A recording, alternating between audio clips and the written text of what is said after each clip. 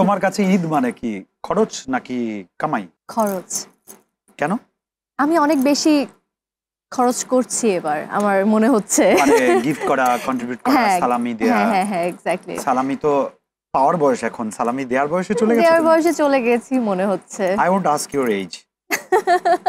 But আমার থেকে অনেক পিচ্চি পাচ্চি আছে যাদেরকে আসলে সালামি দেওয়ার মানে দিতে হয়। কারণ তুমি ওদের এই যে অনেক সালামি নিয়েছো এক্স্যাক্টলি ওদের বাবা মাদের কাছ থেকে। হ্যাঁ। এবার রোজায় তোমার ব্যস্ততাটা কেমন গেছে? এবার আসলে কোনো অভিনয় কাজ করিনি রোজার মধ্যে। আমি নাটকের একটি গানে ভয়েস দিয়েছি, আর টিভিতে গান করছি আমি দুটো। তার মানে তুমি অন স্ক্রিন আছোই, হয় কানে না হলে চোখে, সো একদম। তোমাকে সবখানে আমরা দেখব। তুমি পার্সোনালি আসলে কোনটা বেশিতে কমফোর্টেবল? আমি গান গাইতে ভীষণ ভালোবাসি, যদি বলি ওটা আমার একদম ভালোবাসার জায়গা থেকে করা, খুব ভালোবেসে করা। আর অভিনয়টা তো একেবারেই নতুন, ওটা আমি এক্সপ্লোর করছি এখনো অনেক জায়গা আমার বোঝার বাকি আছে, জানার বাকি আছে, শেখার বাকি আছে। তোমার যে যে সেক্টরে জানার, বোঝার, শেখার বাকি আছে সেই ব্যাপারে আমি জানবো। তার আগে একটু ঈদ সম্পর্কে জানি। তুমি কি করেছো এবার ঈদে?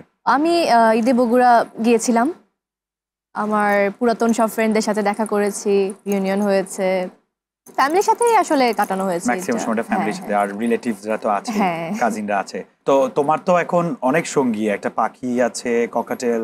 আগে ককাটেল সম্পর্কে শুনি, কেমন আছে? ওর নাম কি? ওর নাম লিও। লিও।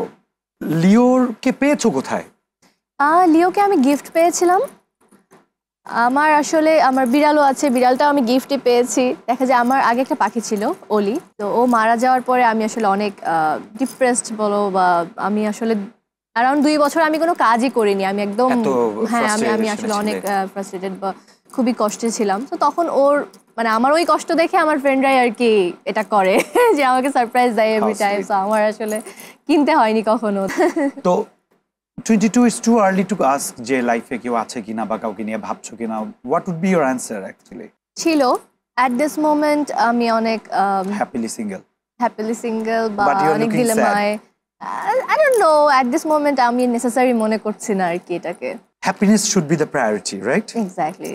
Okay, এবার বলো, ছোটবেলার ঈদ, মেঝোবেলার ঈদ আর এখন বড়বেলার ঈদ, কোনটা বেশি এনজয় করার মতো, বা কোনটা বেশি আসলে ওটাতেই থেকে গেলে ভালো লাগতো তোমার? ছোটবেলার ঈদ সব থেকে সুন্দর ছিল। আমরা ঈদ কার্ড দিতাম একজন আরেকজনকে, আমার মনে আছে আমি ইভেন অনেক সময় ঈদ কার্ড নিজেই হাতে বানিয়েও দিতাম আমার ফ্রেন্ডদেরকে, আমার ফ্রেন্ডরা আমাকে দিত, ওগুলো জমাতাম, সবাইকে দেখাতাম। দেন ঈদের ড্রেস যদি কিনতাম, আমি আগের রাতেও পর্যন্ত কাউকে দেখাবো না, আমি একেবারে ঈদের দিনই দেখাবো।